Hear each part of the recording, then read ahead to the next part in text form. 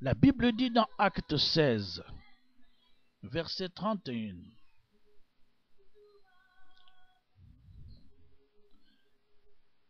Paul et Silas répondirent, « Crois au Seigneur Jésus, et tu seras sauvé, toi et ta famille. » Crois au Seigneur Jésus, et tu seras sauvé, toi et ta famille. Vous voyez, cela a été la réponse de l'apôtre Paul et de Silas à ce geôlier qui avait posé la question. Le geôlier de la prison qui avait posé la question à Paul et Silas. Il leur a posé la question pour savoir, Seigneur, que faut-il que je fasse pour être sauvé? Cet homme se demandait ce qu'il fallait faire pour être sauvé. Alors, Paul et Silas lui répondirent, crois au Seigneur Jésus, et tu seras sauvé, toi et ta famille. La première chose, il a fallu que cet homme croie en Jésus. 2, c'est alors que suivrait le salut. Et quand on parle de salut, bien aimé, le salut, c'est un ensemble. Quand on dit les bénéfices du salut ou les bénéfices de la rédemption, ce n'est pas seulement la vie éternelle, mais dedans, il y a la guérison, il y a la délivrance, il y a la protection divine, la protection angélique, la protection des anges. Tout chrétien, tout croyant a des anges avec lui. La Bible dit, l'ange de l'Éternel campe autour de ceux qui le craignent et il les arrache au danger. Tout cela, bien aimé, c'est un ensemble qui fait partie de ce qu'on appelle les bénéfices de la rédemption ou les bénéfices du salut. Nous avons aussi la prospérité. Dieu ne veut pas des enfants pauvres. La Bible dit, Christ s'est fait pauvre afin que nous soyons riches. Alléluia. Donc la condition première est de croire en Jésus. Mon frère, tu veux être délivré? Tu veux être délivré, ma soeur? La première chose, c'est que tu puisses accepter Jésus comme ton Seigneur et Sauveur.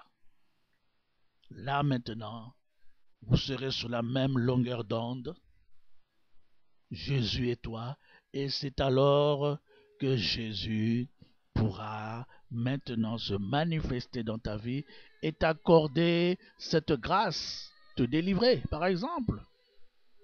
Si c'est une question de guérison, il va t'accorder la guérison.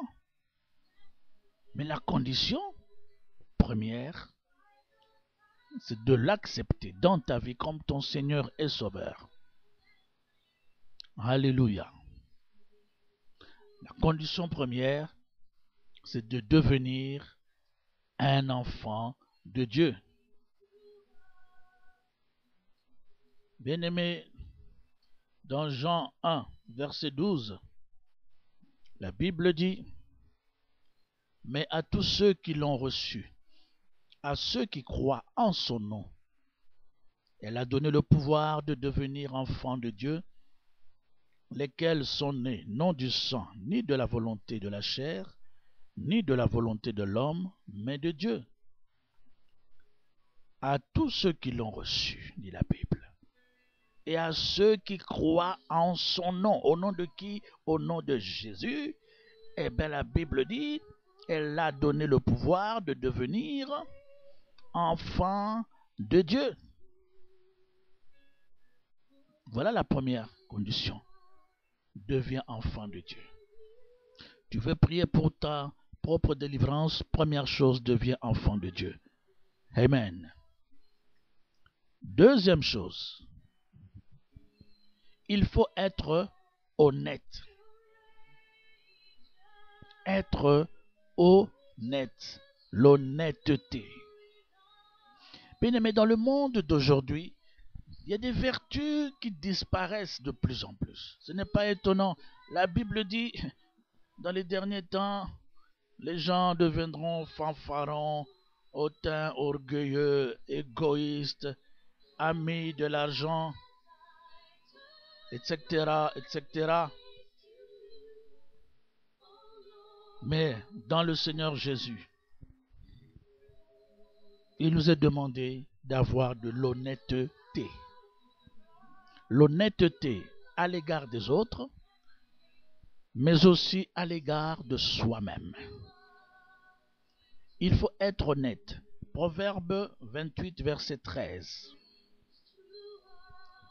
La Bible dit ceci. Celui qui cache ses transgressions ne prospère point, mais celui qui les avoue et les délaisse obtient miséricorde. Celui qui cache ses transgressions ne prospère point, mais celui qui les avoue et les délaisse obtient miséricorde. Vous comprenez? Celui, mon frère, ma soeur, qui cache ses transgressions, qui cache ses péchés, qui cache ses fautes, la Bible dit que cette personne ne va pas prospérer. Tandis que la personne qui avoue ses péchés, avoue ses fautes, avoue ses transgressions et qui les délaisse, parce qu'il faut les délaisser, alors obtiendra miséricorde. Et dans la miséricorde de Dieu, c'est un ensemble. Dans la miséricorde de Dieu, nous avons la grâce de Dieu. Nous avons la santé. Nous avons la guérison. Nous avons la délivrance. Nous avons la prospérité. Nous avons la longévité de vie. Nous avons, bien aimé, la paix. Nous avons la joie. Nous avons l'amour. C'est un ensemble, la miséricorde de Dieu. La délivrance fait partie de la miséricorde de Dieu. Il faut être honnête. Honnête, confesser ses péchés à Dieu, prendre la décision d'abandonner, d'abandonner, d'abandonner, d'abandonner, d'abandonner, d'abandonner ses transgressions. Alléluia.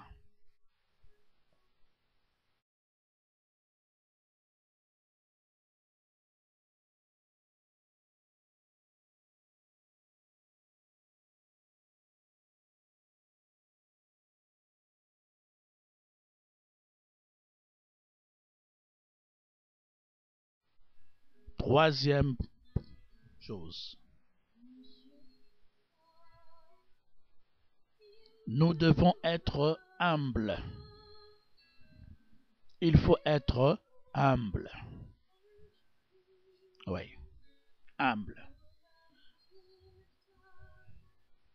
La Bible dit que l'humilité précède la gloire. La Bible dit que Dieu résiste aux orgueilleux, mais il fait grâce aux humbles. Alléluia. Bien-aimés,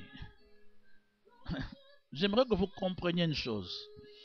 Vous savez, la délivrance,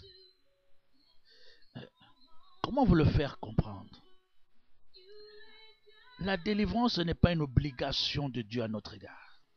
La délivrance est le résultat de la miséricorde de Dieu à notre égard. C'est la conséquence de la grâce de Dieu sur notre vie. La délivrance, c'est la conséquence de sa pitié, de sa miséricorde.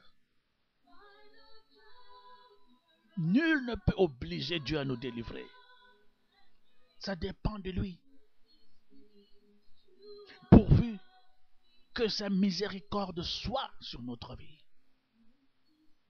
Rappelez-vous, chaque fois que l'homme a crié à Dieu, la miséricorde de Dieu s'est manifestée. Elle s'est traduite comment? Par la délivrance. lorsque Jésus a guéri Bartimée. Mais avant de le guérir, qu'a fait Bartimée? Bartimée a crié à Dieu. Il a crié, il n'a pas prié, il n'a pas supplié, il a crié.